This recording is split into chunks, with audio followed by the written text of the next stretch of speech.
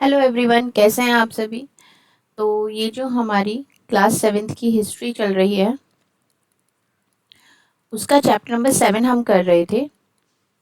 इसका आपका पार्ट 1 हो चुका है और आज जो आप करेंगे वो है आपका पार्ट 2। क्योंकि चैप्टर्स काफ़ी लेंथी थे तो एक साथ कराना फिर वो इंटरेस्ट भी नहीं आता, तो इसलिए 2 पार्ट्स में डिवाइड किया, पार्ट 1 और पार्ट 2 में। इसको पार्ट 2 को हम आज करेंगे।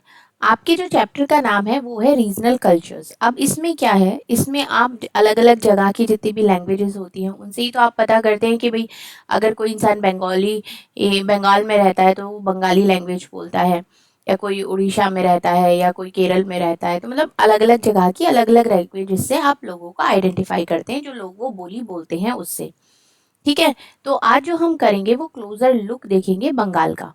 तो ये वाला जो पोर्शन है ये आज करने वाले हैं। एक चीज़ मैं और आपको बता देती हूँ कि मैं आपके सीटेट के एग्ज़ाम की प्रिपरेशन कराती हूँ। सीटेट जो आपका भी दिसंबर में होने वाला है 2024 में। ठीक है। और पेपर 2 मैं आपको प्रिपरेशन करा रही हूँ। पेपर 2 है आपका जो social science SST, complete preparation मैं आपको कराती हूँ। तो जो लोग एसएसटी की प्रिपरेशन कर रहे हैं या एसएसटी का में अपना पेपर 2 सीटेट का क्लियर करना चाहते हैं वो हमारे साथ जुड़ सकते हैं। ठीक है। चलिए तो स्टार्ट करते हैं। The growth of a regional language. अब कोई भी रीजनल लैंग्वेज है उसकी ग्रोथ किस तरीके से हुई, उसकी शुरुआत किस तरीके से हुई, तो ये बंगाल के बारे में हम पढ़ेंगे। As we saw at the outset, we often tend to identify regions in terms of the language spoken by the people. हम regions को किस तरीके से, क्षेत्र को किस तरीके से आइडेंटिफाई करते हैं, जो वहाँ के लोग जो बोली बोलते हैं उससे।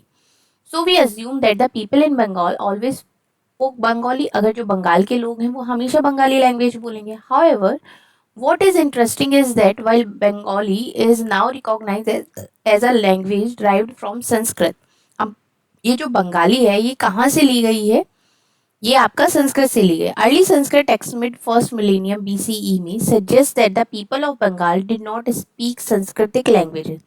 जो स्टार्टिंग में बंगाल के जो लोग थे वो संस्कृतिक लैंग्वेज नहीं बोल पाते थे। How how then did the new language emerge, तो उसके साथ जो नई लैंग्वेज थी उसको इमर्ज किया गया। From the fourth third centuries BCE commercial tie begin to develop between Bengal and Magadh.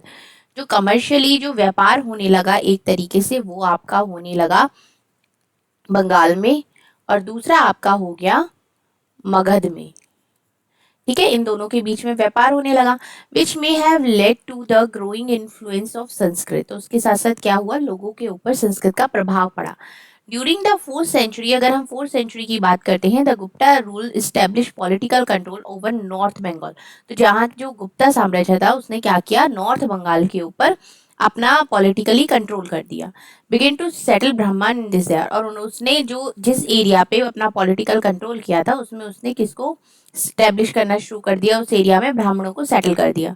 दस the linguistic and cultural influence from mid Ganga valley became stronger. तो जो गंगा वैली का क्षेत्र था वो क्या हुआ, कल्चरल से काफी इन्फ्लुएंस हुआ और वहां पर वो काफी स्ट्रॉन्ग हो गया। In the 7th century the Chinese traveller, जो कि एक चाइनीज ट्रैवलर थे, Hiuen Tsang, observed that languages related to Sanskrit were in use all over Bengal. अब जब यहाँ पे ब्राह्मण आ गए, ब्राह्मण तो संस्कृत लैंग्वेज बोलते थे, संस्कृत में ही उनके सारे महाकाव्य सब लिखे हुए थे, तो उसने देखा कि पूरे बंगाल में संस्कृत लैंग्वेज से रिलेटेड यूज किया जा रहा है, जो वो बोली बोल रहे हैं। फ्रॉम द 8th सेंचुरी, अब 8th सेंचुरी में क्या हुआ, Bengal become the centre of a regional kingdom under the Palas. अब ये क्या हुआ, जो बंगाल था वो एक रीजनल किंगडम बन गया, किसके अंडर में, पैलेस के अंडर में। Between the 14th and 16th centuries, between the 14th and 16th century. Bengal was ruled by sultan who were independent of the ruler in Delhi. जो कि दिल्ली के सुल्तान थे वहां पर इंडिपेंडेंट थे, उन्हीं ने ही राज किया बंगाल पर।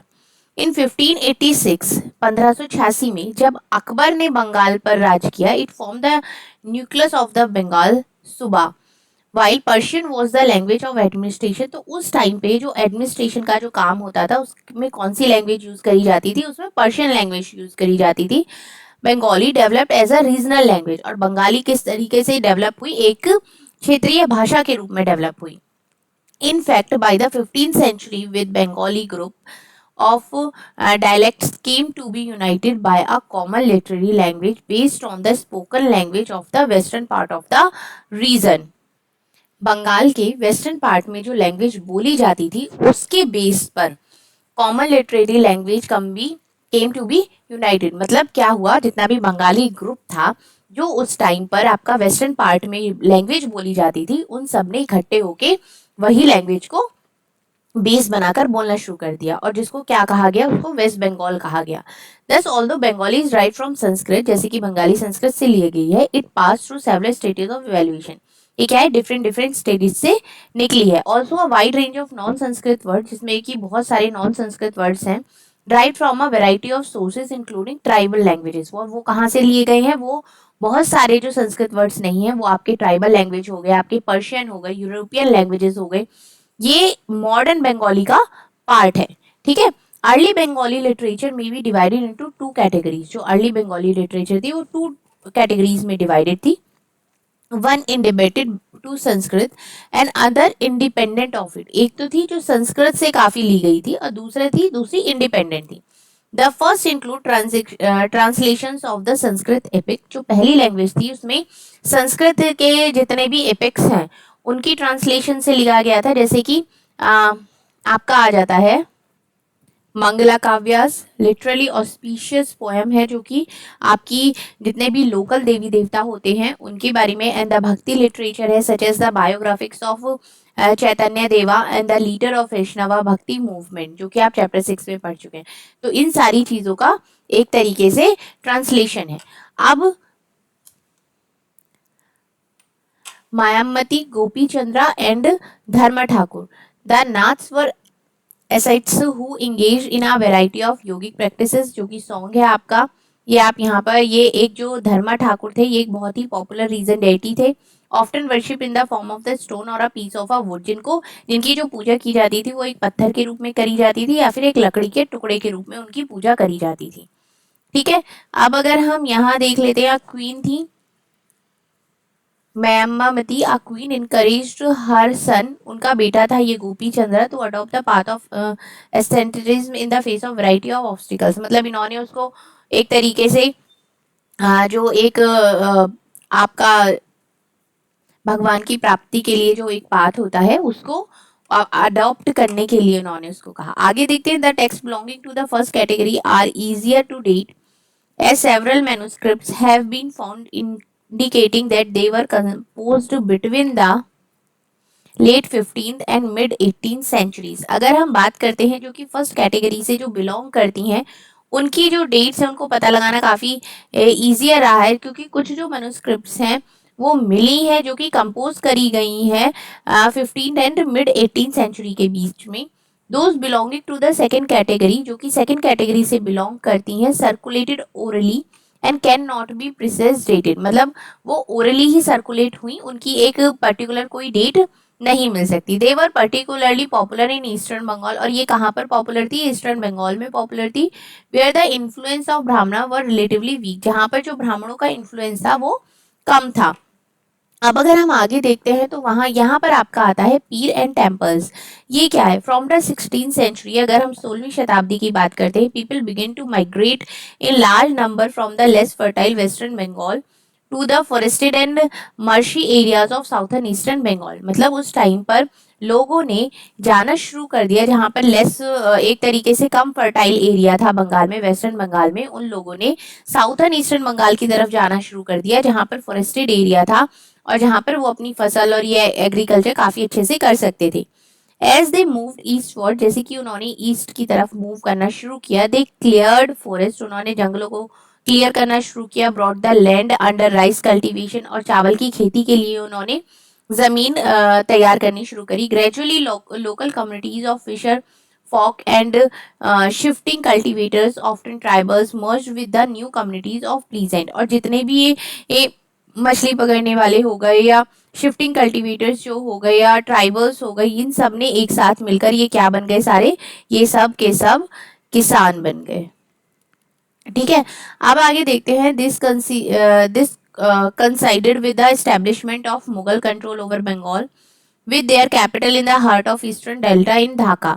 अगर हम बात करते हैं जिस टाइम पर मुगलों का कंट्रोल था बंगाल में, तो with their capital in the heart of eastern delta, Dhaka में इनकी ये कैपिटल थी। Officially and functionaries received land and often set up mosque that served as a centre of religious transformation in these area. और इस area में इन्होंने क्या करा, बहुत सारी मस्जिदें बना दी, जिनको एक एक तरीके से एक रिलीजियस ट्रांसफॉर्मेशन का सेंटर बना दिया कि यहाँ पर आकर लोग अपने भक्ति भाव से पूजा अर्चना कर सकते हैं मस्जिदों में। The early settlers sought some order and assurance in the unstable conditions of the new settlements। मतलब जो पुराने जो लोग थे जिनके these were provided by community leaders who also function as teaser and adjudicated and were sometimes described with supernatural powers. People refer to them with affection and respect as पीर। अब ये क्या होता था, कुछ लोग थे जो कि कम्युनिटी आपके लीडर हो गए, उनको लोगों को लगता था कि इनके पास सुपर नेचुरल पावर्स हैं, अगर हम अपनी परेशानी दुख दर्द को इनके पास लेकर जाएंगे तो वो इसको दूर कर देंगे। तो उसको क्या कहा गया, उसको पीर्स कहा गया। जैसे कि पीर लोग होते हैं तो उनको समझते हैं कि भाई इनके पास सुपर नेचुरल पावर्स हैं, और उन्होंने क्या एज अ टीचर भी उन्होंने काम करना शुरू किया। This term included saints and sufis and other religious personalities. मतलब ये वाला जो टर्म था इसमें आपके संत महात्मा भी इंक्लूड थे, सूफीज भी इंक्लूड थे, या अलग अलग रिलीजियस की जितनी भी पर्सनैलिटीज थी वो भी इसमें इंक्लूड थी। Daring coloniers and defined soldiers, various Hindu and Buddhist deities and even animistic spirits, ये सारे लोग भी इसमें आपके इंक्लूड थे इस टर्म में। The cult of pir become very popular, ये लोग काफी पॉपुलर हुए and their shrines can be found everywhere in Bengal. तो और इनके जो ये लोग थे ये बंगाल में हर जगह पर मिलने लगे। Bengal also witness a temple building spree from the late 15 century. मतलब अगर लेट 15 सेंचुरी की अगर हम बात करते हैं तो वहां पर काफी मंदिरें भी बिल्डअप होने लगे, विच culminated in the 19th century. We have seen that temples and other religious structures were often built by individuals or group who were becoming powerful। मतलब जो भी ये बंदा पावरफुल होता था वही उस मंदिर को बनवाता था, चाहे वो अकेले चाहे ये लोग ग्रुप में मिलकर मंदिर बनवाते थे। To both demonstrate their power and proclaim their parity. और ये कभी कभी क्या करते थे कि अपनी पावर को शो करने के लिए भी ये मंदिर है और ये सारी चीजें बनवाते थे। Many of the modest brick and terracotta temples in Bengal were built with the support of several low social group. मतलब अगर हम टेराकोटा टेम्पल्स की बात करते हैं बंगाल में तो जो बनाए गए हैं किसके सपोर्ट से, जो लो सोशल ग्रुप से, such as the kolu oil presser and kansari bell metal worker. मतलब इन लोगों के ये सोशल ग्रुप ने ये टेम्पल्स बनाए हैं। The becoming the European trading companies created new economic opportunities. और जितने भी यूरोपियन ट्रेडिंग कंपनीज थी उन्होंने काफी एक तरीके से इकोनॉमिक अपॉर्चुनिटीज लोगों को दिया। Many families belonging to the social group availed of these. मतलब बहुत सारी जो सोशल ग्रुप से ये फैमिलीज जो बिलोंग करती थी उन्होंने इन अपॉर्चुनिटीज को लिया as their social and economic position improve, जिससे उनकी जो सोशल एंड इकोनॉमिक पोजीशन थी वो इम्प्रूव हो गई। They proclaim their status through the construction of temple. उन्होंने मंदिर का कंस्ट्रक्शन के साथ साथ अपने स्टेटस को भी काफी बढ़ाया। Well local deities once worshipped in that at her. मतलब जो गांव के घरों में जितने भी लोकल देवी देवताओं की पूजा होती थी, gain the recognition of Brahmanas, their images began to house in the temples. उनकी मूर्तियों को, उनकी इमेजेस को मंदिर में ले जाकर पूजा कराई जाने लगी। The temple began to copy the double roof dochala. Double roof मतलब दो मंजिल को उन्होंने क्या बोला, दोचाला बोला, और फोर रूफ को चौचाला बोला। स्ट्रक्चर इन द दैचेड हट, मतलब हट का एक तरीके से स्ट्रक्चर के रूप में ये बनाया जाना। This led to evaluation of the typical Bengali style in the temple architecture. ये क्या था, ये एक आपका टिपिकल बंगाली स्टाइल बना, ये रहा इस तरीके से। ये है आपका द डबल रूफ जो कि हट के फॉर्म में है, और ये है आपका राइट में फोर रूफ टेम्पल। ठीक है, आगे हम देखते हैं in the comparatively more complex four roofed structure, four triangular roof placed on the four wall move up to coverage of a curved line or a point। मतलब इसको बनाने का बहुत ही अलग तरीका था कि किस तरीके से इन्होंने ए फोर रूफ को एडजस्ट किया है अगर हम देखते हैं यहाँ पर temples were usually build on the square platform, जितने भी मंदिर बनाए गए वो एक तरीके से आपके स्क्वायर प्लेटफॉर्म पर बनाए गए। The interior was relatively plain, जो इंटीरियर था वो प्लेन था, but the outer wall of many temples were decorated with paintings. लेकिन जितने भी मंदिरों की बाहर की दीवारें थी उन पर काफ़ी सारी पेंटिंग्स की गई, उनको सजाया गया, उससे ऑर्नामेंटल टाइल्स हो गई थी, टेराकोटा टैबलेट्स हो गए थे। इन सम टेम्पल्स, कुछ टेम्पल्स में तो particularly in Vishnupur in the Bankura district of West Bengal, Bankura district है एक वेस्ट बंगाल में, वहां पर पर्टिकुलरली विष्णुपुर में वो इस तरीके के टेम्पल्स बनाए गए। Such decoration reach a high degree of excellence, और जो उन्होंने एक तरीके से ये डेकोरेशन करी, आप देख सकते हैं आज की डेट में भी इस तरीके की मशीनों से या एक अलग अलग तरीके से करेंगे, लेकिन उस टाइम पे ये सारी चीजें हाथ से होती थी। यहाँ पर ये इमेज में आप देख सकते हैं कृष्णा है अपनी गोपीज के साथ में टेराकोटा में, फ्रॉम द विष्णुपुर में है ये मंदिर, उसकी है ये इमेज। अब उनका fish as a food, fish जो था, आप बंगाल में देखते हैं कि सबसे ज्यादा फिश खाया जाता है, फिश राइस, उसके बारे में यहाँ पर उसकी हिस्ट्री के बारे में बताया गया है। Traditional food habits are generally based on local available items of food, मतलब लोकली जो आइटम्स इजीली मिल जाते थे, जो ट्रेडिशनल फूड है वो है।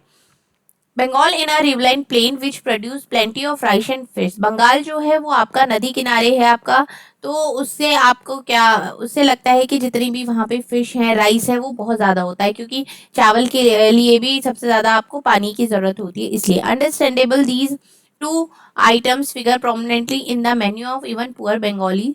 Fishing has always been an important occupation and Bengali literature contains several references to fish.